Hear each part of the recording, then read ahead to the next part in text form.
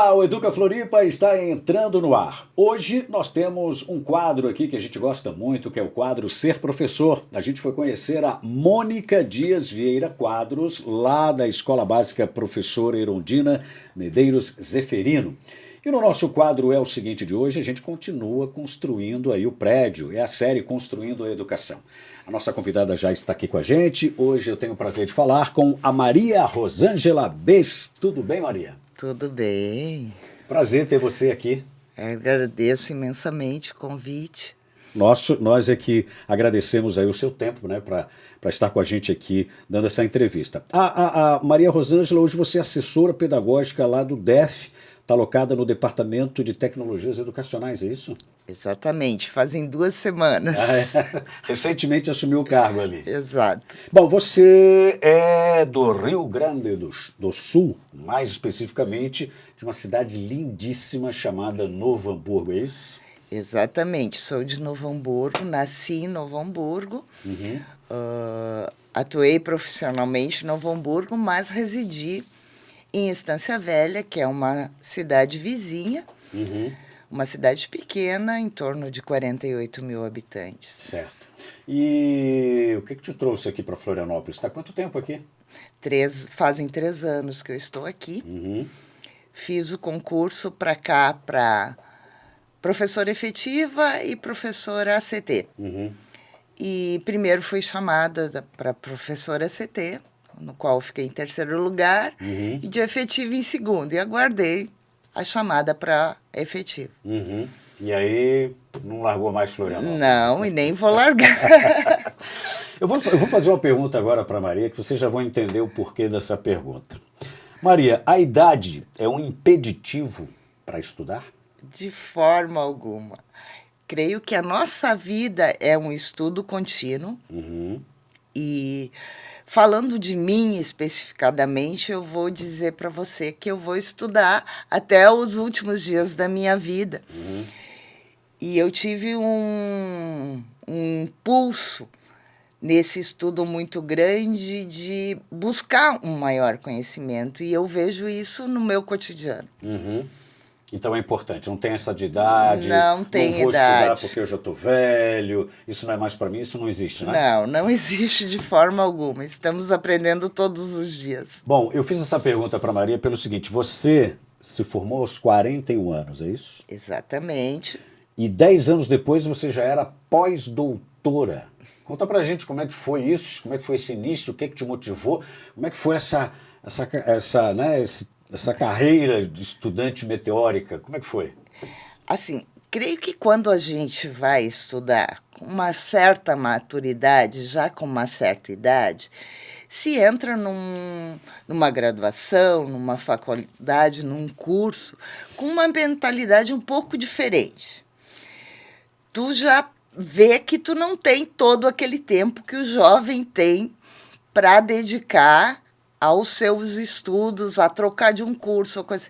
Eu entrei com o foco de que eu queria estudar, eu queria me formar e eu queria seguir adiante.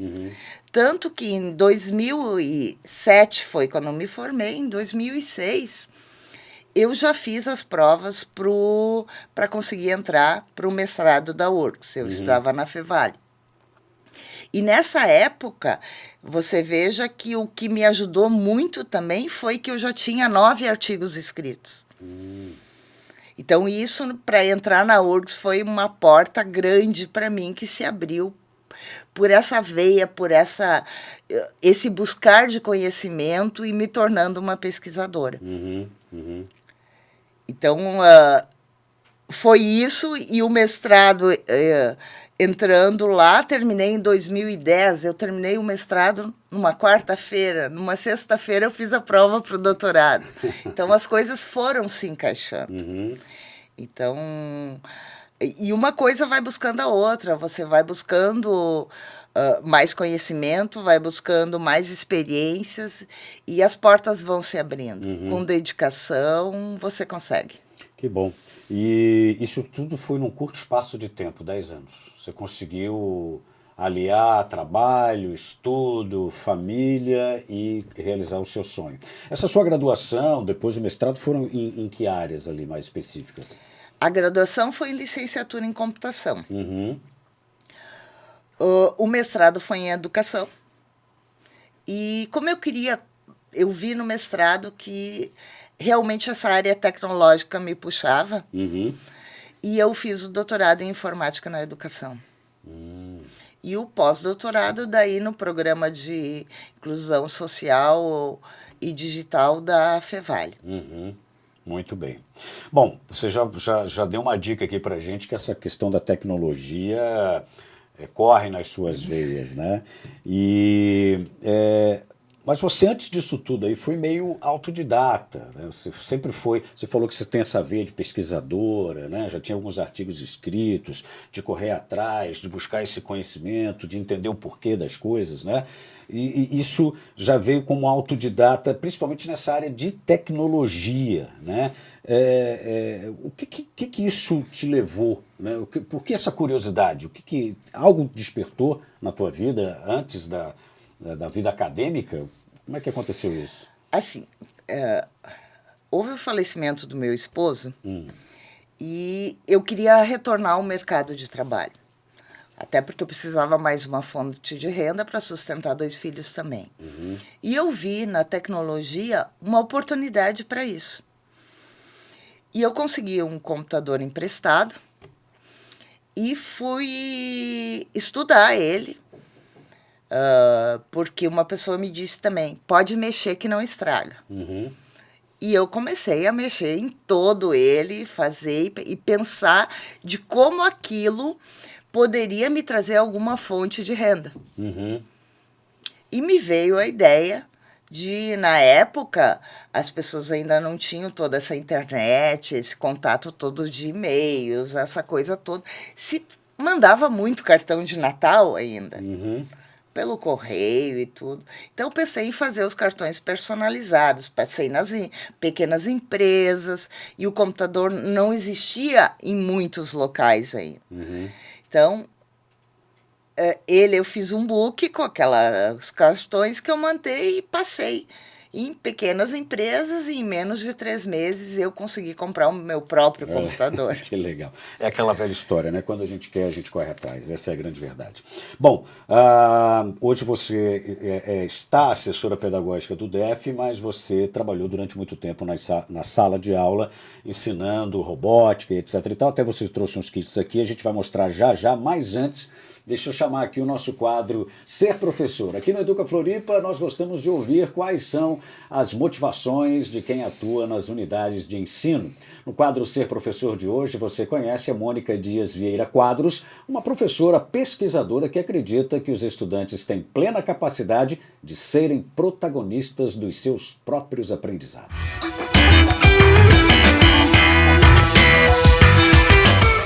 Quando a gente está na faculdade, a gente quer transformar o mundo, quer fazer tudo diferente, e eu me peguei indo para a sala de aula sendo tradicional, né? Aquilo que eu tanto criticava na universidade, eu me vi sendo tradicional, preocupada com as demandas, né? Do currículo, dar conta de tudo, né?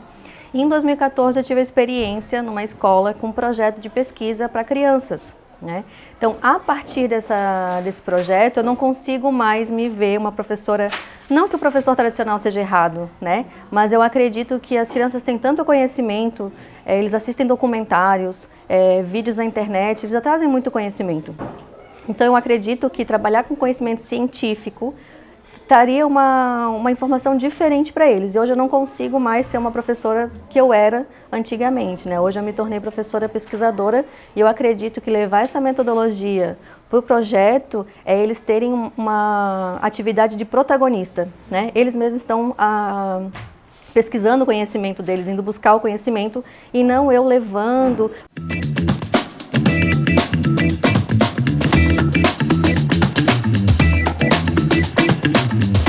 Imagina, é um projeto de contraturno, ele já tem aula regular de manhã. Aí imagina no contraturno, mais uma vez ele sentado atrás da mesa, né? E eu fazendo aulas expositivas. Então eu acredito que trabalhando com a metodologia de pesquisa e fazendo eles conhecerem, né, irem atrás, terem protagonismo, sendo autônomos, né, porque eles também podem dar sugestões, ideias. Professora, vamos fazer assim. E eu sempre deixo eles ter vozes também, né?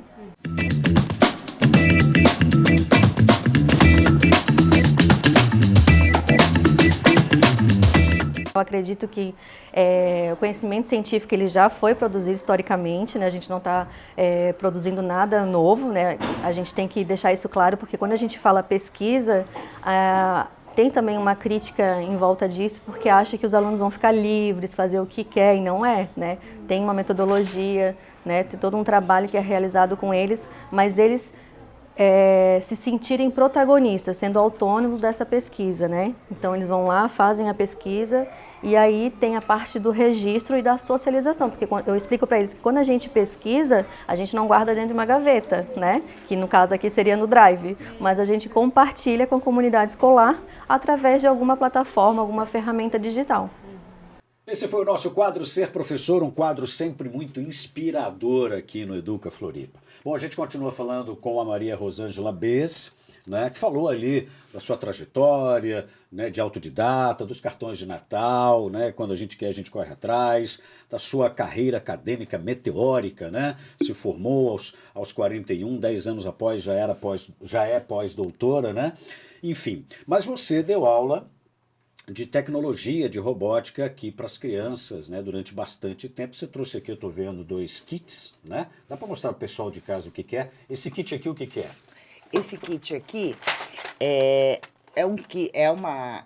na realidade, é uma solução de robótica que a Prefeitura Municipal de Florianópolis está implementando esse ano nas redes municipais de ensino. Esse aqui é o kit para ensino fundamental 1, primeiro ao 5º ano, onde a robótica é implementada de forma pedagógica. Certo. Não é a robótica pela robótica. Implementamos a robótica em parceria com os professores, dentro dos conteúdos que eles estão trabalhando, para que ela tenha um sentido e um sentido e um significado. E esse é o kit de robótica para o ensino fundamental 2, 6º aos 9º anos também. E um desses meus desafios hoje no Departamento de Tecnologia será a formação dos professores para o uso, principalmente, desse kit para o ensino fundamental 2, para que os professores possam utilizar isso na sua sala de aula. Entendi. Você lá na DEF, você está alocada no Departamento de Tecnologia, então essa é a sua função, de agora treinar os professores, né, para utilizar esse equipamento. E essa garotada aí, do 6º ao 9º ano, é isso? Sim. Eles conseguem fazer um robozinho, você tem aqui alguns motorzinhos, né? Sim. E a partir disso aí dá para fazer, eles conseguem construir uma máquina, né? Sim. Desde do primeiro ano, eles já montam um robô. Por exemplo, eu trabalhei no EBM Maria Conceição Nunes com 10 turmas de robótica.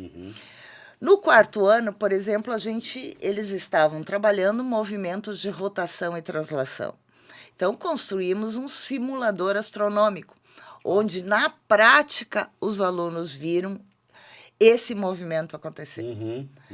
Então, diversos outros exemplos também, como o caixa eletrônico, onde o caixa eletrônico reconhecia a digital do aluno e saía o dinheiro que ele, na tela, tinha programado. Por exemplo, dávamos um valor de R$200. Qual é as possibilidades do caixa eletrônico te dar essas cédulas? Então, ele trabalhava junto matemática e todo um pensamento computacional com essas crianças. Olha que maravilha, né? A tecnologia ajudando no ensino, né? Maria, conta pra gente aqui um fato marcante da tua trajetória acadêmica, né? Você deve ter histórias incríveis para contar, o nosso tempo, claro, não ajuda muito, né? Temos pouco tempo, mas um fato marcante aí da tua trajetória acadêmica. Eu acho que eu vou falar 3 fatos marcantes, mais curtinhos, pode ficar para que a gente possa colocar. O primeiro eu vou falar da graduação, que foi de um dos estágios que eu fiz com a terceira idade. Me foi muito prazeroso trabalhar com a terceira idade, porque foi numa época também em que eu cheguei a levar eles em lan house para eles se comunicarem com filhos e netos que estavam no exterior, porque nós não tínhamos a internet ainda em casa. Então, assim, trabalhar com uma máquina digital e tudo isso deu um sentido e um significado para a vida deles, uma qualidade de vida para esses idosos, que eu tenho até hoje como amigos nas redes sociais. E eu recebo muitas mensagens deles. Outro fato marcante, eu diria que foi o mestrado e o doutorado, onde eu trabalhei com crianças com deficiência. E trabalhando no contexto escolar, familiar e de laboratório, onde eu desenvolvi um software que se chama Scala, que é para o letramento de pessoas com autismo. E me marcou mais ainda o pós-doutorado, onde eu uni o trabalho da criança com deficiência com câncer. E daí você se dá conta de como os nossos problemas são pequenos quando você vê aquelas crianças que estão lá com um problema de saúde como um câncer e mais uma deficiência unida, sorrindo, brincando e lutando para sobreviver. Isso faz toda a diferença. Histórias marcantes, né? Meu Deus.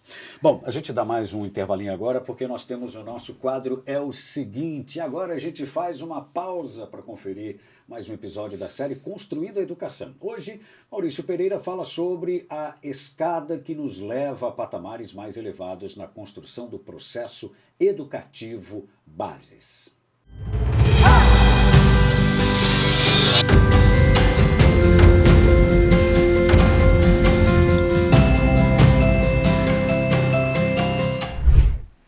É o seguinte, estamos na construção do nosso prédio, a edificação chamada educação. Nosso prédio, vários andares, 4 elevadores, e hoje eu quero dedicar as escadas do prédio. Um prédio tem as escadas e nós temos vários degraus. E eu quero dizer para vocês que cada degrau, ali na vista do degrau, quando a gente está subindo, a gente tem uma palavra escrita em cada degrau. Um degrau está escrito Ambiente Virtual de Aprendizagem. Lembrando que todos esses degraus têm a ver com as bases da educação do século XXI, a meu entendimento. Quais são as bases? Tecnologia, inovação, criatividade, empreendedorismo e empregabilidade futura. Então, o nosso primeiro degrau é ambientes virtuais de aprendizagem, que nada mais são do que os espaços digitais, as interações educativas, os espaços virtuais que você aprende e desenvolve a educação. O nosso segundo degrau tem a ver com aprendizagem móvel, que nada mais é do que os smartphones, os tablets e assim por diante. Vamos seguindo, vamos subindo.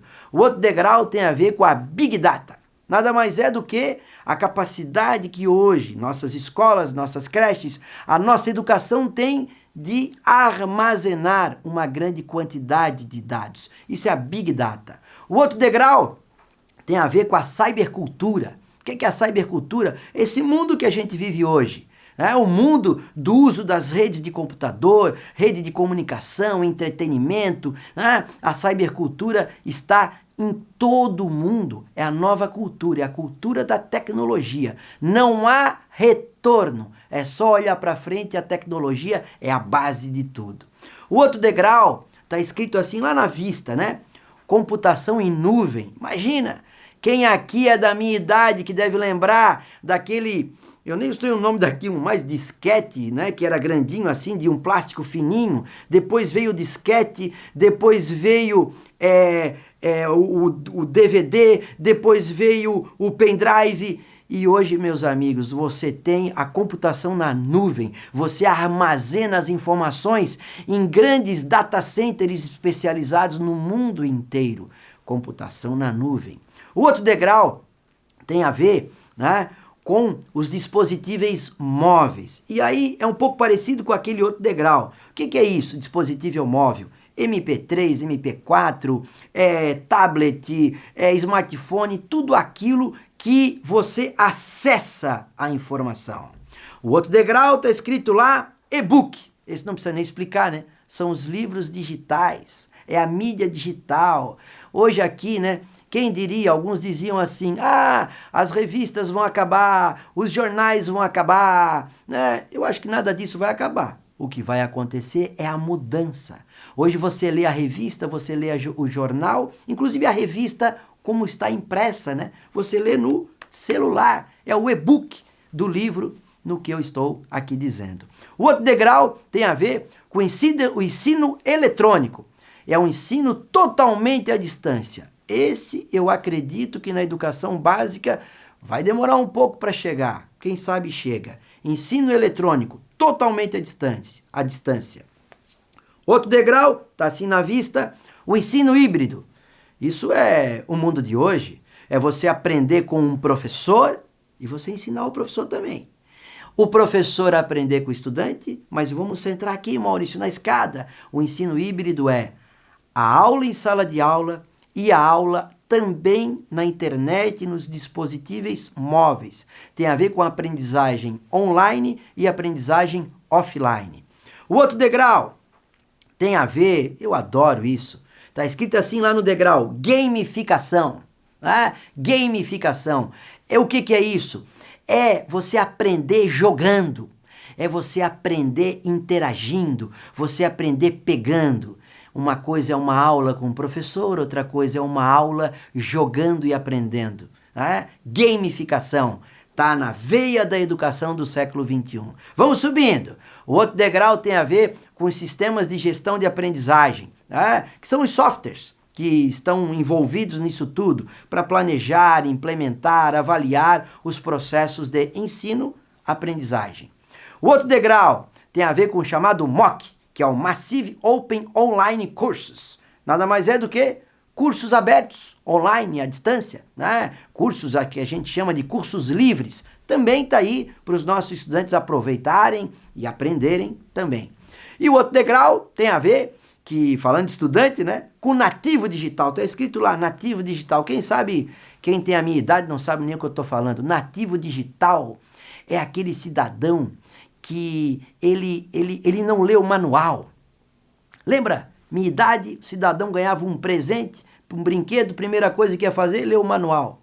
Rapaz, o nativo digital, ele nasce sabendo. Olha que loucura. Ele cresceu nesse mundo digital, no mundo da tecnologia, né? Quem aqui não fez um curso de datilografia, né? Eu fiz, né? A rapaziada hoje, se eu falar de curso de datilografia, falar para eles que para aprender a digitar tem que entrar numa aula, eles assim, como é que é? Nativo digital não entende o que tu fala olhando para o passado.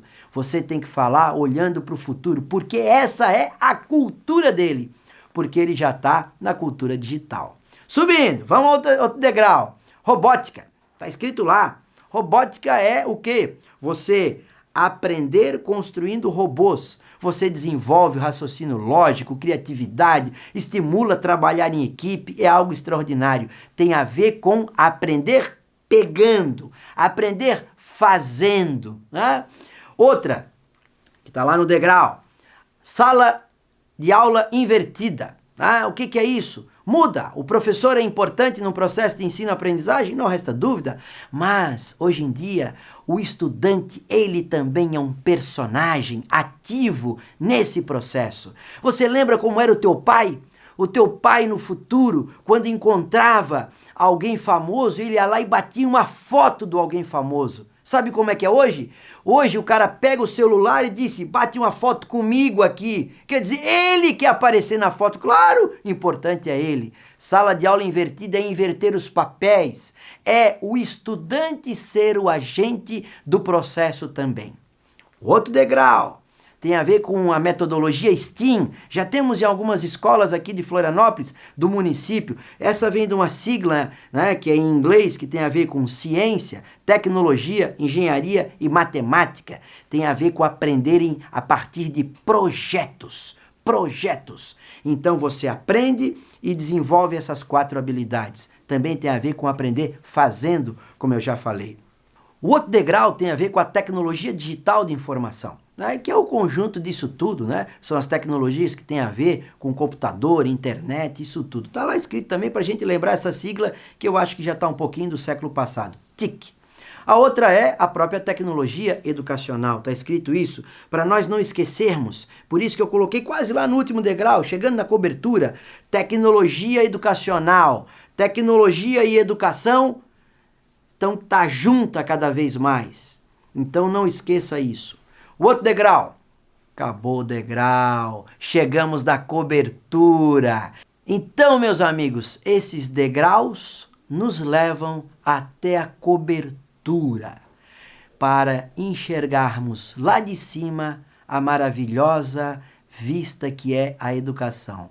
E esses mesmos degraus, depois você usa para descer, se os nossos 4 elevadores não estiverem funcionando. Mas no prédio da educação, tudo tem que estar funcionando. Porque se tudo não funcionar e funcionar bem feito, nós vamos ter problema de gestão da educação. É o seguinte, a educação transforma. Um grande abraço e um beijo no coração. Esse foi o nosso quadro É o Seguinte, Construindo a Educação. Voltando aqui com a nossa entrevistada, Maria Rosângela Bez, que está na assessoria pedagógica do DEF, assessora pedagógica do DEF, locada no Departamento de Tecnologias Educacionais. Contando uma história linda para a gente aqui, né, a sua trajetória. Professora, vale a pena ser uma profissional da educação? Eu vou te dizer, a minha opinião para mim vale a pena porque eu me realizo enquanto ser humano e estar com os alunos em sala de aula, para mim, e conseguir assim, transmitir um pouquinho desse conhecimento é, ao mesmo tempo, uma responsabilidade muito grande, porque você pode, com seus atos, com as suas atitudes numa sala de aula, mudar a vida daquela criança, aquela formação que ela vai ter. Tu pode apoiar esse desenvolvimento dessa criança. E a gente percebe isso quando você consegue encantar numa sala de aula e ver aquele brilho nos olhos dos alunos. Isso não tem preço. Que bom, então vale muito a pena. Muito. Que bom. Maria, a gente está chegando no finalzinho aqui do nosso Educa Floripa, né? E a gente falou no início que você começou os seus estudos já com mais de 40 anos e teve deu uma continuidade ali, né? Meteórica, vamos dizer assim, fez graduação, fez mestrado, fez doutorado, fez pós-doutorado, e isso em uma década, né? Qual é a mensagem que você deixa para os mais velhos que acham que estudar não adianta mais por conta da idade? Que isso não existe. Não existe idade para estudar. O que existe é você querer se aprimorar, se dedicar, buscar o conhecimento sempre. Eu acho que isso, para mim, faz valer a pena ser. Eu vou estudar até o fim da minha vida, até os meus últimos dias, porque você pode dizer, mas agora mais uns anos você vai se aposentar. Eu posso me aposentar de uma rede de ensino, mas isso não vai me impedir de continuar estudando, buscando conhecimento e querendo levar isso para as outras pessoas. Então, assim, em qualquer momento da tua vida, vale a pena se você fizer com amor, com dedicação, com empenho, buscando realmente aquilo que você quer. Que bom, que belíssima mensagem, né? Então, gente, não tem idade para voltar a estudar. Você que parou os estudos aí, né, continue, está aqui um grande exemplo. Bom, chegamos ao final do nosso Educa Floripa de hoje. Hoje eu conversei, nós conhecemos aqui um pouco mais da história da Maria Rosângela Bez, gaúcha de Novo Hamburgo, que adotou Florianópolis para viver e traz assim essa história de vida maravilhosa, né? Professora da Rede Municipal de Ensino de Florianópolis e agora está lá na assessora pedagógica do DEF, locada no Departamento de Tecnologias Educacionais, se preparando para ensinar os professores agora, para continuar, né, dando ensinar robótica nas salas de aula. Muito obrigado aqui pela sua presença, pela sua entrevista. Eu que agradeço, muito obrigada. Gente, o Educa Floripa fica por aqui. Não perca o nosso próximo programa trazendo histórias emocionantes e as grandes e melhores práticas da educação aqui em Florianópolis. Um grande abraço.